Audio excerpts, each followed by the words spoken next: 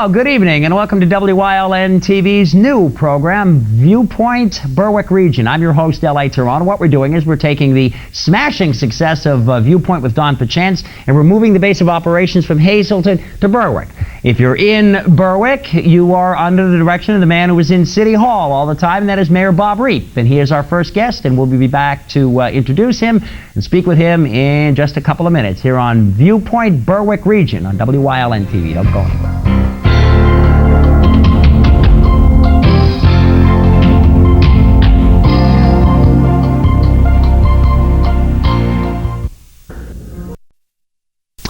We're back. Good evening again, and welcome to Viewpoint Berwick Region on WYLN TV. I'm pleased to introduce our first guest, the Mayor of Berwick, who had also been on Borough Council before, Bob Reap. Mayor Reap, thanks so much for being our inaugural guest on this program. Very welcome, L.A. Very welcome.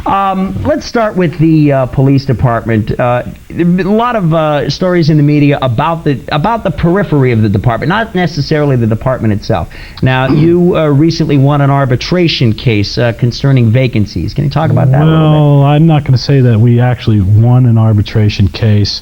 It was some give, but council got a win actually, and then we're still on the verge of listening and waiting for the full amount to come out yet.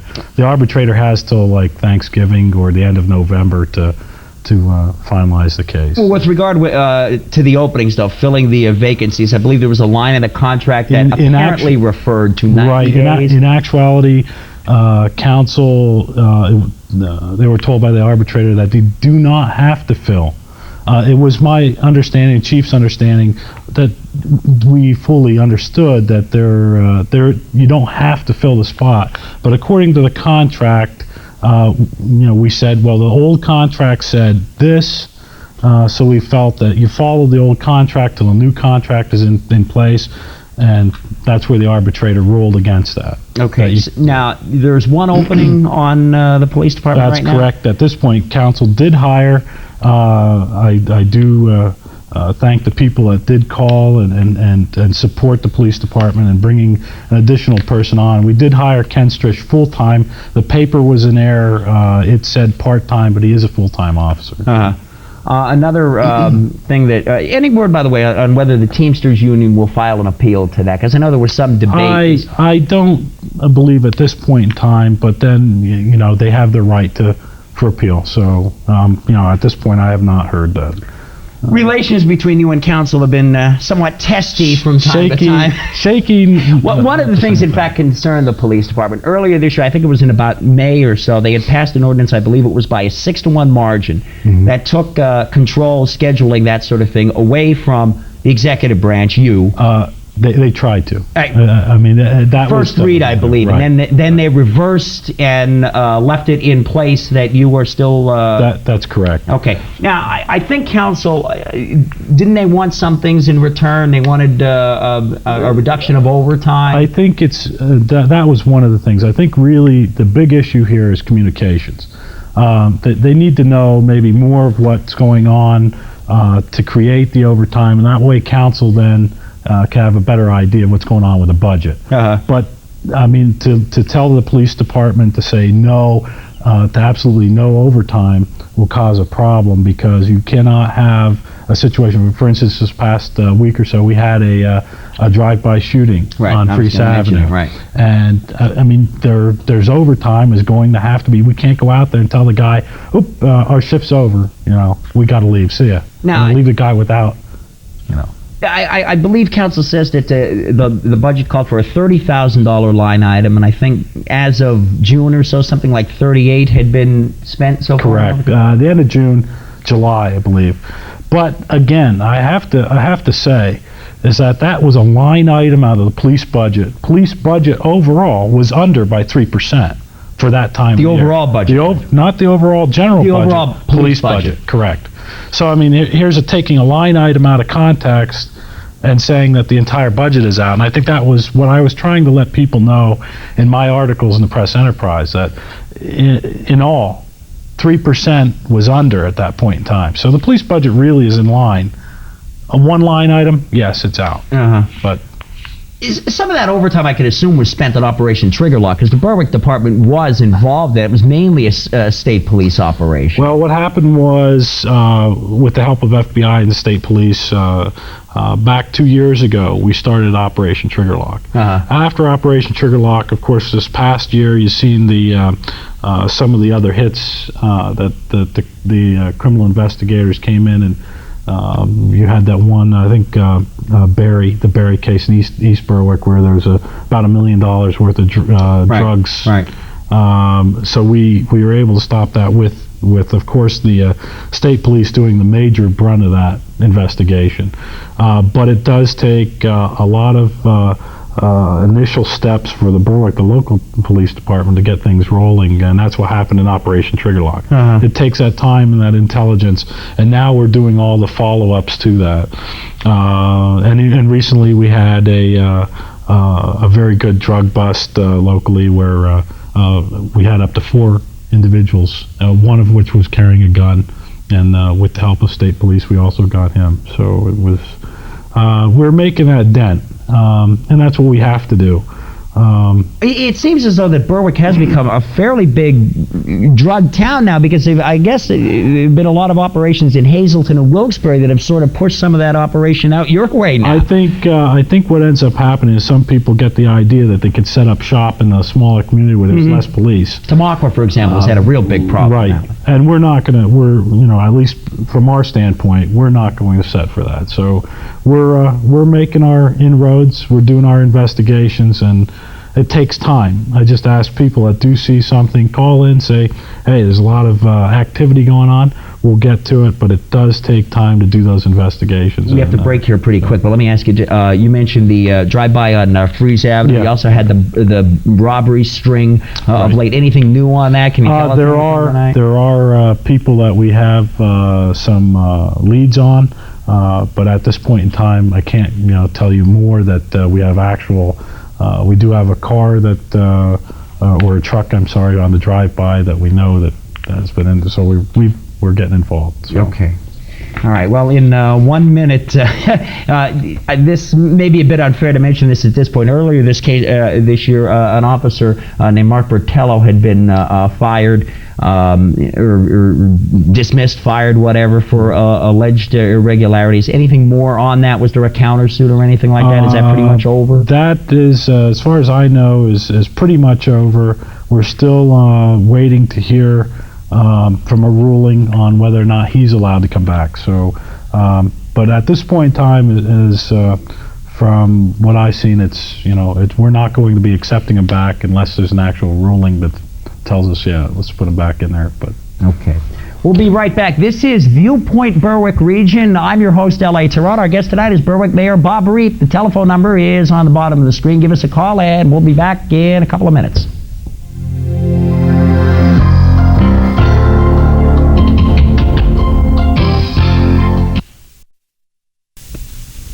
And we are back on Viewpoint Berwick Region here on WYLN TV. I'm L.A. Tarone, and our guest tonight is Berwick Mayor Bob Reep. Mayor Reep, earlier this year there were lots of plans floating around about the Eagles building. There was even a proposal for a while to move Borough Hall to the Eagles building. I assume that's kind of dead by now. The move to take City Hall over to the Eagles building that's done.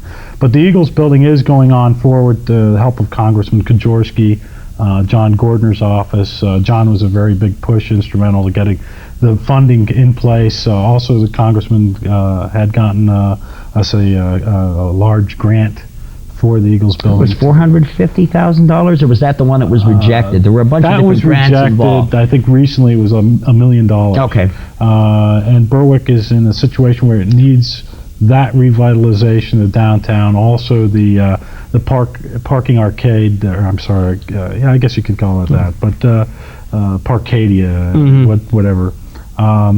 That is a big problem with the Eagles building, anything you do, because you have about 12 parking places along the river, and that's it. Berwick, the downtown area, needs the parking. We just don't have it. So there's constantly a problem with parking meters, and so that's been going on. So it'll be a very nice development for Berwick, and now, I think there's a lot to gain there. Luzerne County Community College had expressed interest in possibly putting a satellite campus there, similar to That's the one in correct. downtown Hazelton. They're still 100% behind that. They are still. Absolutely. Now, that again would be a big parking problem because, 250, 300 students, a faculty. Right, And right. Absolutely. And that's why that the parking garage would be is going to be ideal for Berwick there. You mentioned we have a couple other abandoned buildings in Berwick, and unfortunately one of them was right on Market Street, and that's the big Berwick Hotel. Yes. The last I heard anything related to that at all, the current owner, Dr. Harban Singh, from Long Island, was being sued by the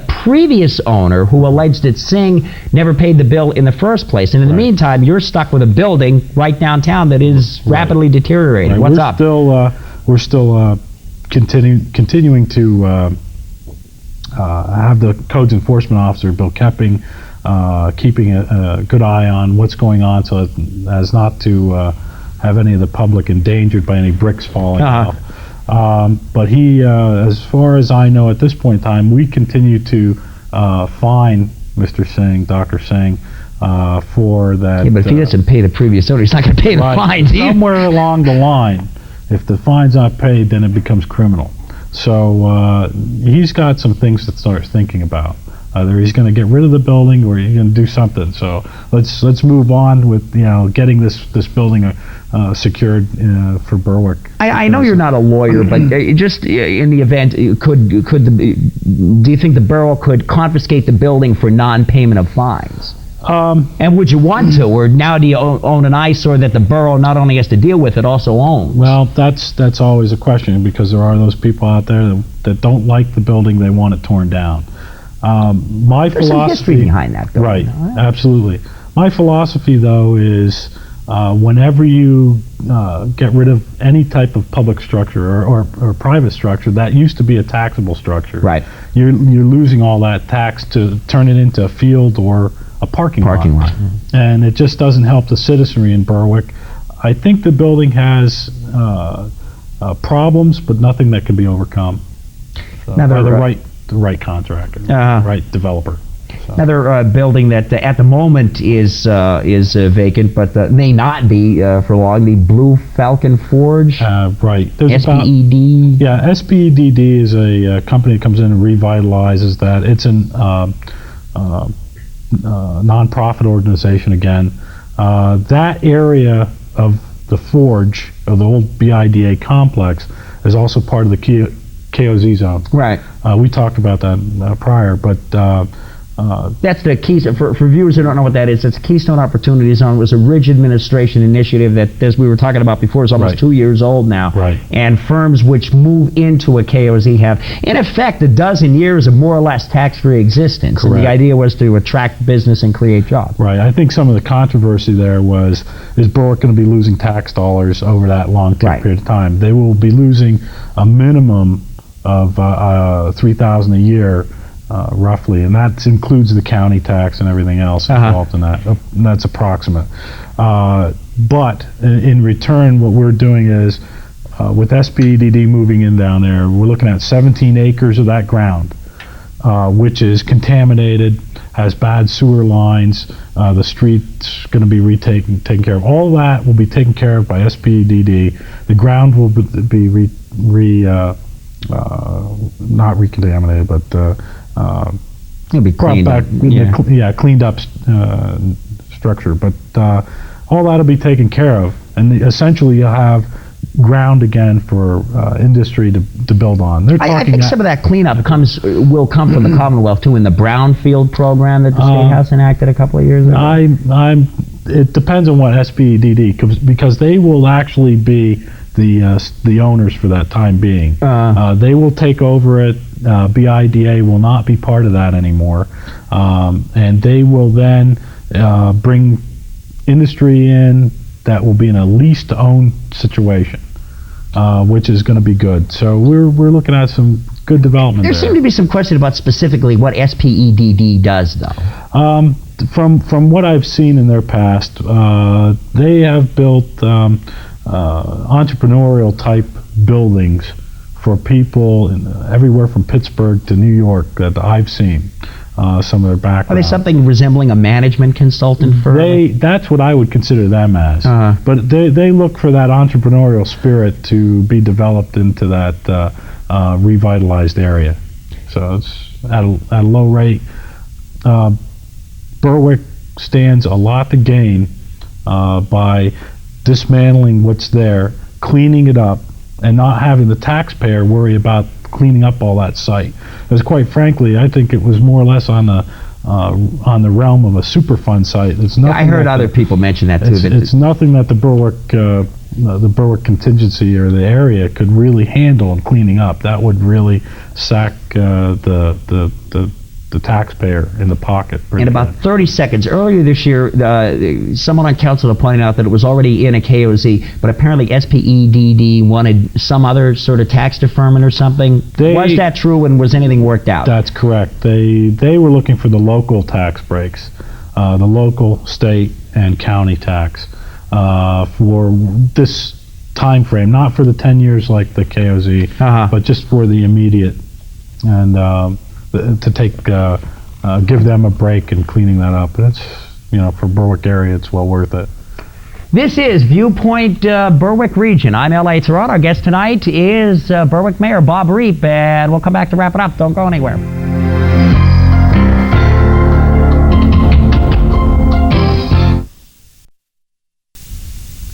And we are back on Viewpoint Greater Berwick, or Viewpoint Berwick Region, pardon me. I'm L.A. Tarone. Our guest tonight is Berwick Mayor Bob Reap. We were discussing this off-air, and I might as well mention it on-air to clarify. Berwick's form of government is somewhat akin to Hazelton's in that it is a mayor-council, but there are some rather significant differences. Right. Some of the things are the fact that it's a first-class borough. Where we were talking about is that the mayor is actually head of the police department and also a figurehead for the community, but doesn't have a lot of control on what the council is. It's a strong council, weaker mayor situation. Do you have the power to introduce legislation? I know I can't vote on it, obviously. I can, if council wants to, if they're willing to listen, yes. I also have a right to veto, and I do have a right to break a tie vote if council doesn't have the full vote. You get a 3-3 or a 2-2. Exactly. I want to hit you with a pet peeve of mine. I'm going to hit you first before this. Okay. Okay. I want to say hi to my mom. Go ahead. Carmela Reap. She lives in Berwick, of course, and she wasn't feeling too well, so I just wanted to say hi, Mom, and I hope you're feeling a little bit better. So she's doing good tonight. Of course, my wife and my daughter are here tonight. My wife's a new EMT with Station 90, so I wish them well too, and of course my daughter Amanda doing well in school, so they're out there in TV land somewhere. My peeve, yes, as somebody who is most often in Berwick, either early in the morning or late at night, there were so many times I'm stuck at a red light and there's no one else on the road. Why aren't some of those lights, I'm thinking of the one on 2nd and Pine Street, and there's like 2 of them on Market Street and about 5 of them on Front Street. Right. Why don't they flash between 11 o'clock at night and 6 o'clock in the morning? I can bring that up to council, but what I'll do is I have seen them flash, a couple of them go to flash between 1 2 o'clock in the morning, but on the other hand, I have not been out that late lately, so I will bring that up myself. But it's that kind of question that you need to bring up. If people out there have a problem, they need to bring that up. I can bring that to council, or certainly you can call City Hall. Talk to our new manager, by the way, Joe Noon. Joe Noon, right? And all in all, I think I know that was your pet peeve, but right. I got to plug my guys. The department is doing very well.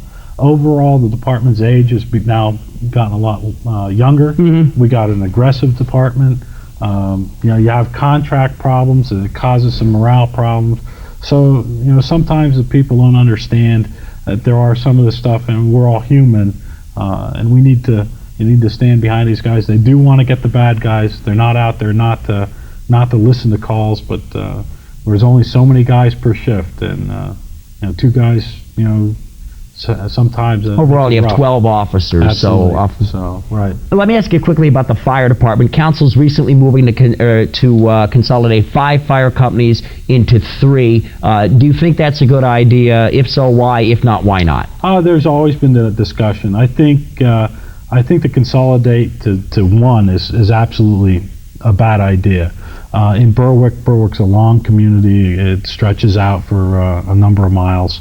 And I think to go to 3, maybe it's a good idea because of the volunteers in certain departments that we don't have the turnout. Now, if they can prove the turnout. Paid firemen in Berwick? Do you have paid fire drivers, 3 or 4 or so? The only paid person is the chief. Oh, okay. And he gets just a very small stipend for that much. We do try to accommodate the department with certain things, but there is not a lot. The fire department does get a certain amount in the budget.